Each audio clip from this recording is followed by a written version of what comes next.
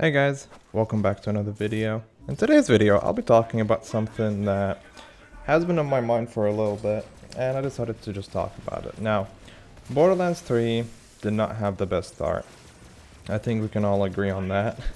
But lately, it has been improving, such as making the Farming Frenzy event basically part of the game. And honestly, in the long run, that really does help the game, because just starting a new character makes the gameplay more exciting. Because the game had a problem where rare spawns were basically non-existent, and they all had loot pools that were basically everywhere. If you tried to farm for an item, it was like 1% chance to drop, and that was not like a joke.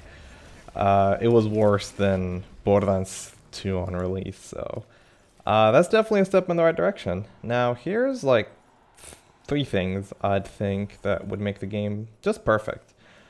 The first thing is, I'd like to see the game not being dependent on anointeds. Now, I have played the game for quite a while now, and I can tell you this from experience, but if you want to have a chance at Mayhem 4, or Mayhem 3, or any of the higher difficulty levels, you have to be almost perfect in your choice of gear. That means you have to farm for anointed gears, you have to make sure that your build's right.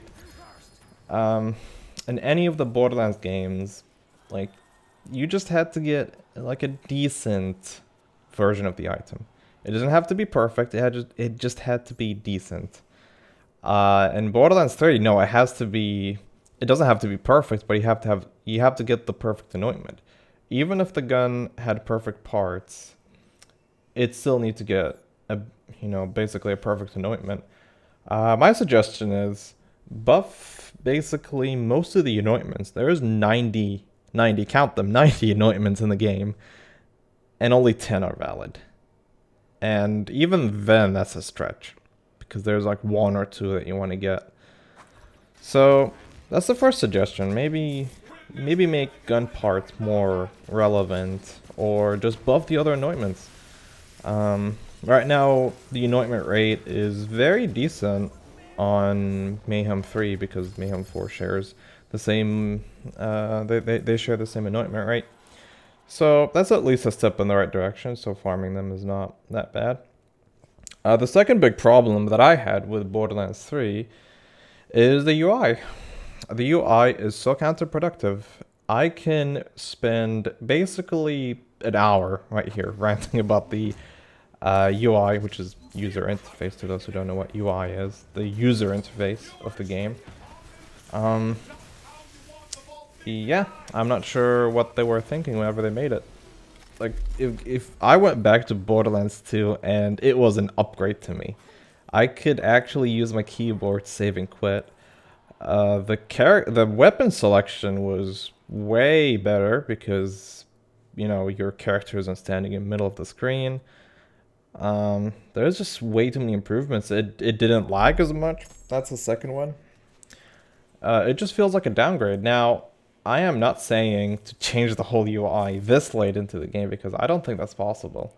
I'd just like to see a few improvements, like at least allowing us to use the keyboard in the main menu.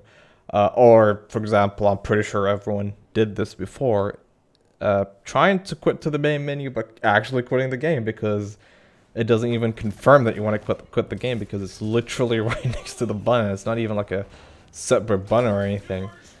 But that's the kind of stuff I mean, and I definitely like to see improvement on it. Now, the final thing, I think this is, honestly, this is something that can be fixed over time, but there's a lack of content in the game. But I'm pretty sure this is, like, that's normal. That's a problem that's going to get fixed over time. I'd like to see more takedowns. Maybe not takedowns, maybe like more raids, for sure. Having one raid right now, it's not the most pleasant thing. Even though like Borderlands 2 had a lot of raid bosses, they weren't really actual raids. And I'd like to see more of that. Because even though, like, yeah, it had what, Hyperius, Master G, Vermivorous, like these all were part of the first DLC, and Borderlands only has one. Like, they were still challenging, and I'd definitely like to see more of that content. And more arenas, like in pre-sequel, for example, they had the what do you call it, the mutator arena. I want that to be back. I miss the mutator arena. That thing actually makes me want to play the pre-sequel. Like, that's how you do modifiers, alright. Anyways, that's it for today's video. I'd like to hear your thoughts and opinions. I will be sure to make more videos in the future. One of them I want to reveal basically the health value of stuff in Mayhem 4 and Mayhem 3 and compare them to each other. So I'll see you guys next video. Thank you for watching.